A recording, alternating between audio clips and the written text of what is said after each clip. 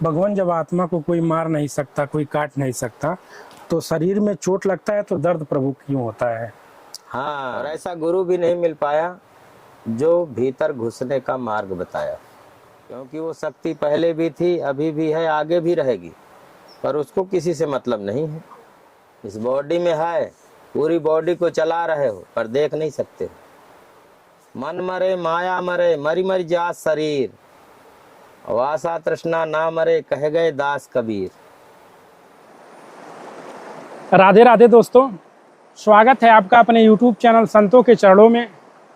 साथियों, जैसा कि आप लोग जानते हैं, हम लोग घूम घूम करके साधु संत महात्माओं का दर्शन करते हैं और अपने YouTube चैनल के माध्यम से लोगों को दर्शन कराने की कोशिश करते हैं।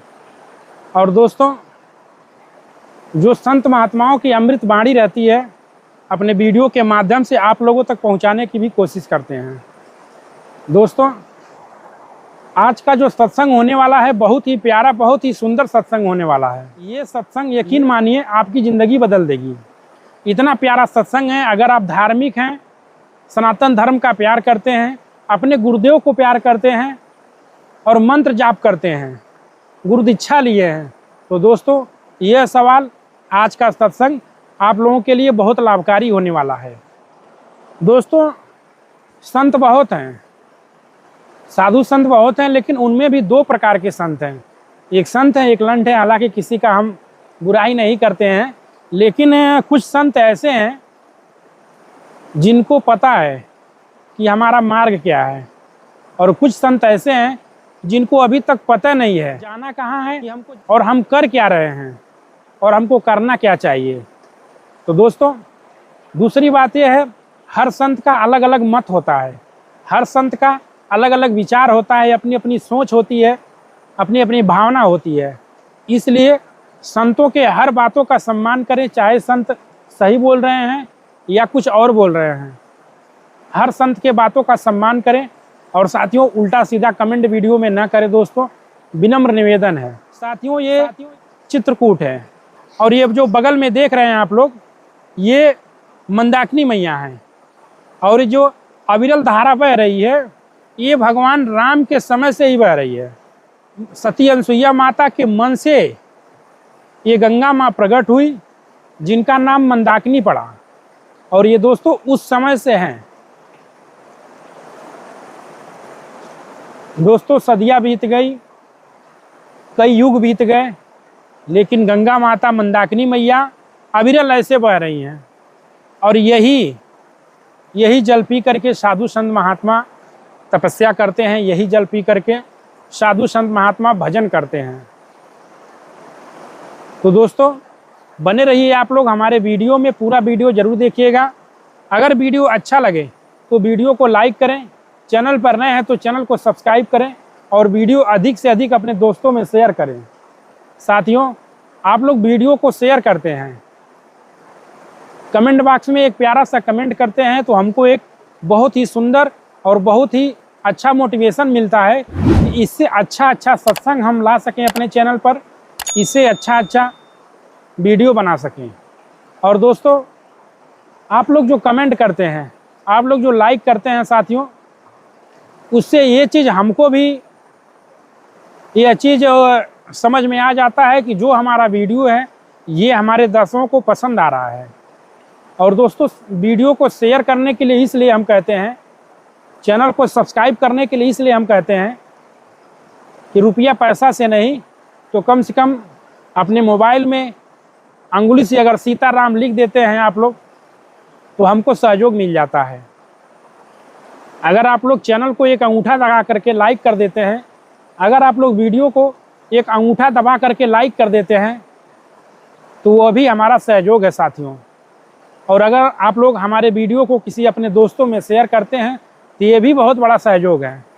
इसलिए साथियों, विनम्र निवेदन है, जो भी भाई लोग हमारा वीडियो देख रहे हैं, अपने इस भाई का सपोर्ट करने के लिए, अपने इस दोस्त का सपोर्ट करने के लिए साथियों, हमारे वीडियो को लाइक करके, चैनल को सब्सक्राइब करके, वीडियो अपने दोस्तों में, अपने नात रिश्तेदारों में ज़रूर भेजें। दोस्तों, जो आप लोगों ने व्हाट्सएप ग्रुप बना रखा है उसमें भी भेजें साथियों, क्योंकि दोस्तों ये जो हम लोग कर रहे हैं,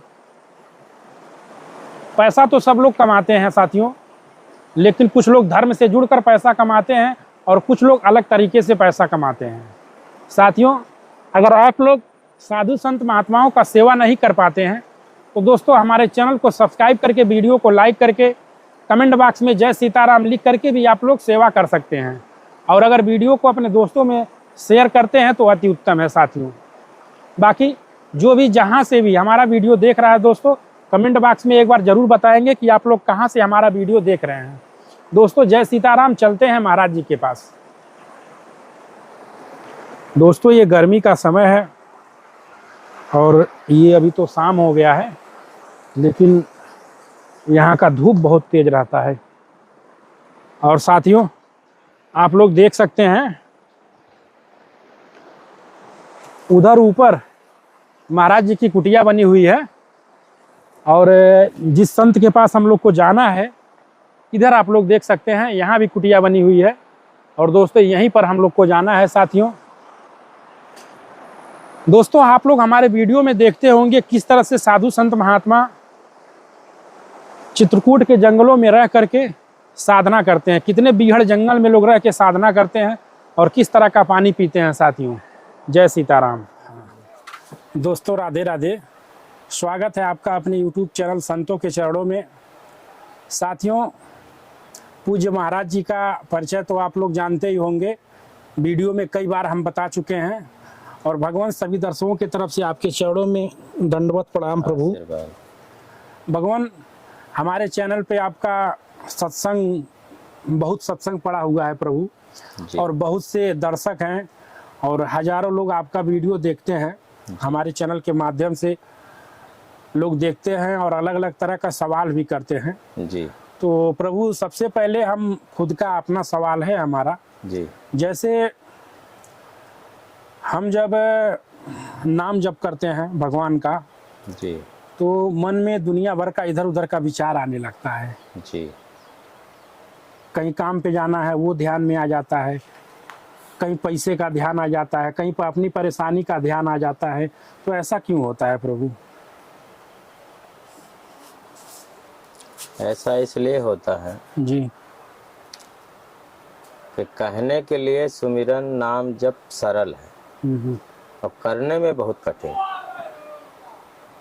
अब कठिन इसलिए बन जाता है कि आप सहज में उसको नहीं कर सकते, क्योंकि जो आपका मन है इस संसार में जो है रहने का उसे अभ्यास है। मन जगत में ही लगा रहा और लगाए रहा, सारी व्यवस्था करने में, करवाने में, ऐसे ही वो बाहर ही जगत में लगा रहा। तो वही जन्म जन्म का अभ्यास भी पड़ा हुआ। मोक्ष और बंधन का कारण मन है। मन आपका भक्ति में लग जाए तो मोक्ष करा देगा, और मन संसार में लगा है, विलासता में लगा है, तो बंधन में डाल देगा। अब ये मन जो है बाहरी जगत को देखता रहा, दिखाता रहा। जो अंदर का जगत है, जो अध्यात्म जगत है, उसमें आज तक ये न गया है न लेके गया किसी को भी जन्म। और ऐसा गुरु भी नहीं मिल पाया जो भीतर घुसने का मार्ग बताया। क्योंकि बाहर तो आप देख रहे हैं, सुन रहे हैं, चेतना आपकी जागृत है, तो बाहर का आप समझ लेते हैं, पर अंदर के विषय में कुछ नहीं।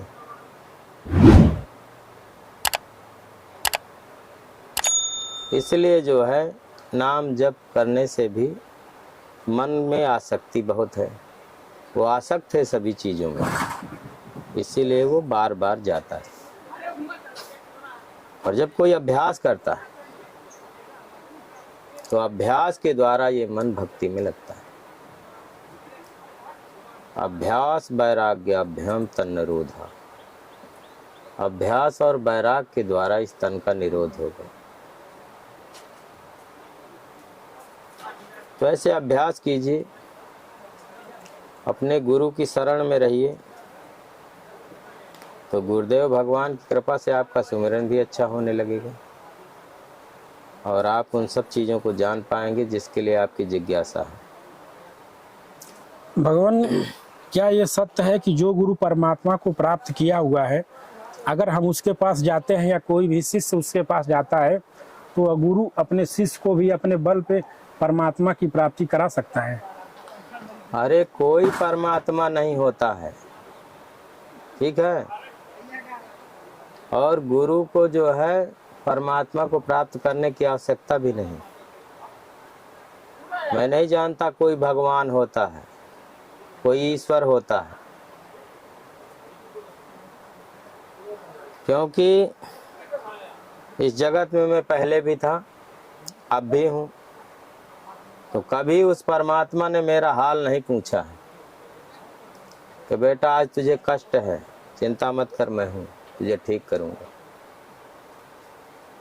या तू परेशानियों से घिरा है, माया के दलदल में फंसा हुआ है, तो मैं तुझे निकालूंगा, तू चिंता मत कर।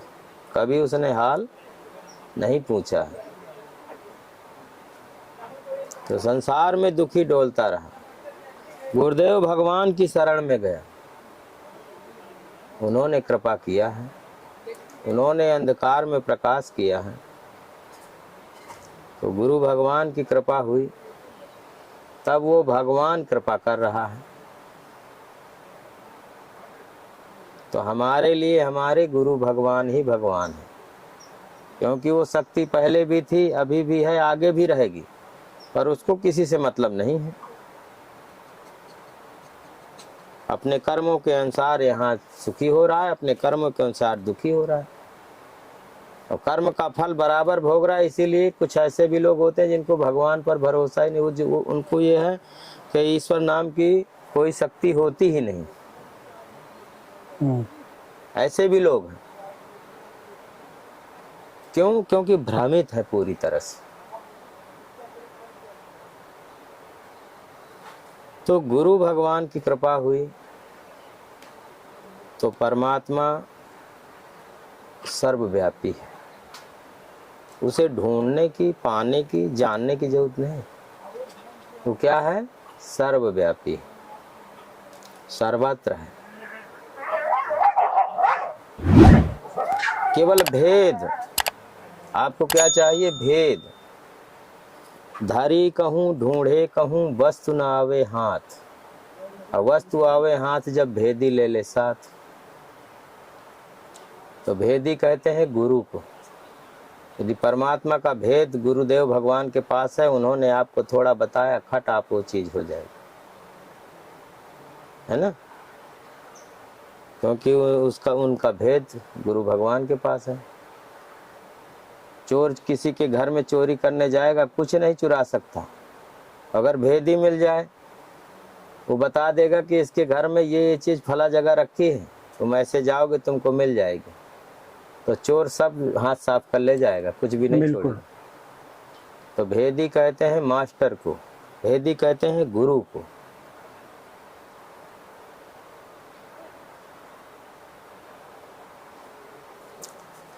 प्रभु, एक दर्शक का और प्रश्न है जी। जैसे आत्मज्ञान क्या है और इसे कैसे प्राप्त किया जाता है?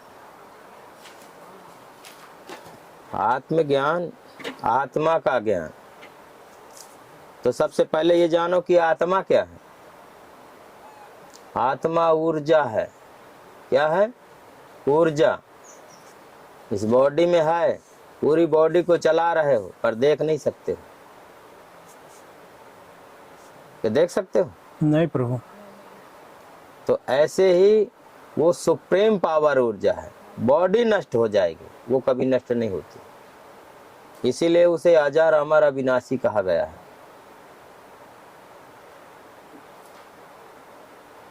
गीता में यहाँ तक कहा गया है कि अस्त्र शस्त्र उसे काट नहीं सकते, अग्नि जला नहीं सकता, वायु सुखा नहीं सकता, जल गला नहीं सकता।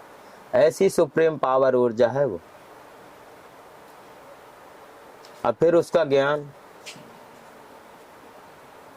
तो जिसको आप देख नहीं सकते हो उसका ज्ञान कैसे प्राप्त करोगे? उसी के लिए तो भेद की जरूरत है।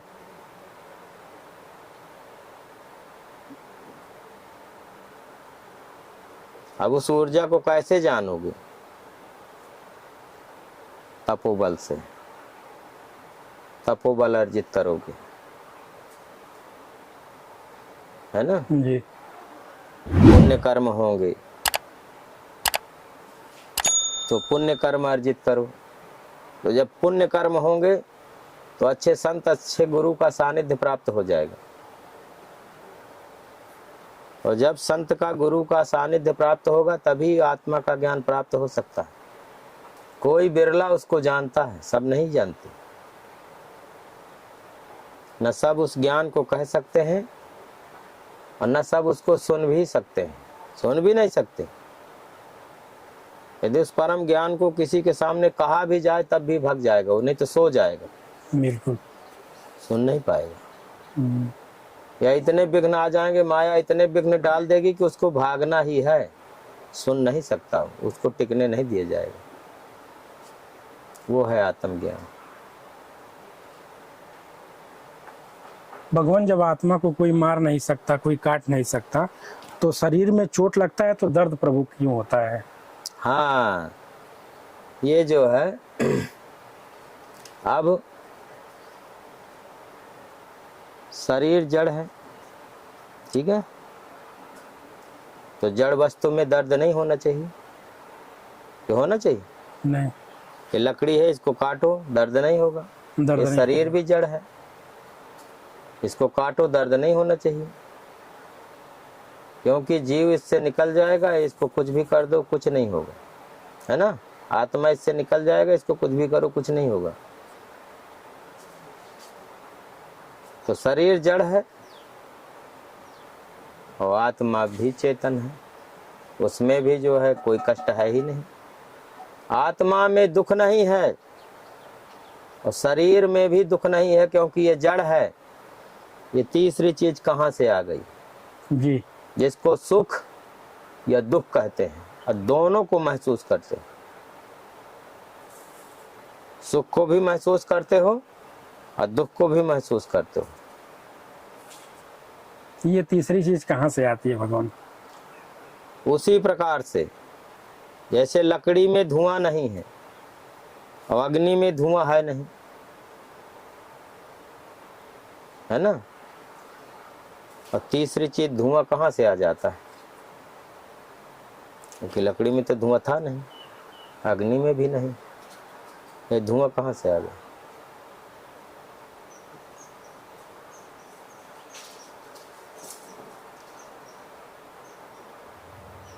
परमात्मा मौसम रूप में रहता है। किस में रहता है? मौसम के रूप में। जैसे गाड़ी हमने स्टार्ट कर दिया, है ना? अब स्टार्ट कर दिया, उसमें गियर भी डाल दिए, हवा भी टायरों में भरी है, उसमें ऑयल, पेट्रोल, डीजल सब भरा है। अब वो बढ़ नहीं रही आगे। अब क्या कमी है? मौसम की। क्या कहेंगे कि मौसम नहीं बन रहा है गाड़ी का। स्टार्ट तो है लेकिन चल नहीं रही, क्योंकि इसका मौसम बिगड़ रहा है। तो परमात्मा मौसम के रूप में रहता है, वो जगत की प्रत्येक चीज को चला रहा है, पर वो जड़ और चेतन दोनों को चला रहा है, पर उसकी विभूतियों को जानने वाले लोग नहीं। भगवान, ये बात हमारे दिमाग में हमेशा रहता है कि आत्मा को कोई काट नहीं सकता, तो शरीर में दर्द होता है, तो फिर हम रोते क्यों हैं, चिल्लाते ये क्यों हैं? प्रश्न आपका सही है, जी। संबंध से, ठीक है? मन के द्वारा जो सुख और दुख का अनुभव हो रहा है, मन के द्वारा हो रहा है। आत्मा तो कभी मरता ही नहीं, उसको मरने का क्या डर है? मन डरता है, मन मरता है। मन मरे माया मरे, मरी मरी जा शरीर, वासा तृष्णा ना मरे, कह गए दास कबीर। तो मन ही मरने को डर रहा है, वो शरीर को छोड़ने के लिए डर रहा है। आत्मा थोड़ी डर रहा है, आत्मा तो खट निकल जाता है, न मोह है न माया है, सबसे सुख दुख से परे है वो।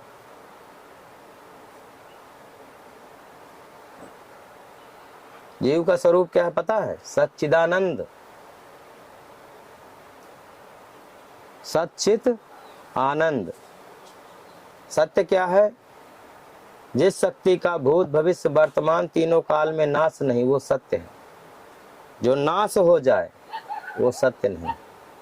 ये पूरा जगत नाशवान है, शरीर भी नाशवान है, पर जो आत्मा है वो नाशवान नहीं, इसलिए वो सत्य है। चित्त, चित्त के द्वारा मैं चैतन्य हो रहा हूं। चित्त के द्वारा पूरा जगत मेरे में समाहित है, मैं जान रहा हूं। चित्त के द्वारा मेरे अंदर संकल्प और विकल्प हो रहे हैं।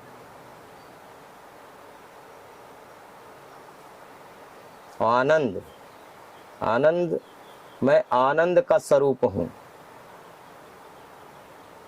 क्योंकि मैं सुख दुख से परे हूं। मेरे में सुख नाम की कोई चीज नहीं है, दुख नाम की भी कोई चीज नहीं है, क्योंकि मैं आनंद का स्वरूप हूं, सुख दुख से परे हूं। मन के मान लेने से, मन के मान लेने से मैं सुख या दुख को स्वीकार कर रहा हूं, पर मेरे में है नहीं है। तो सुख दुख की जो अनुभूति होती है ये मन के द्वारा होती है।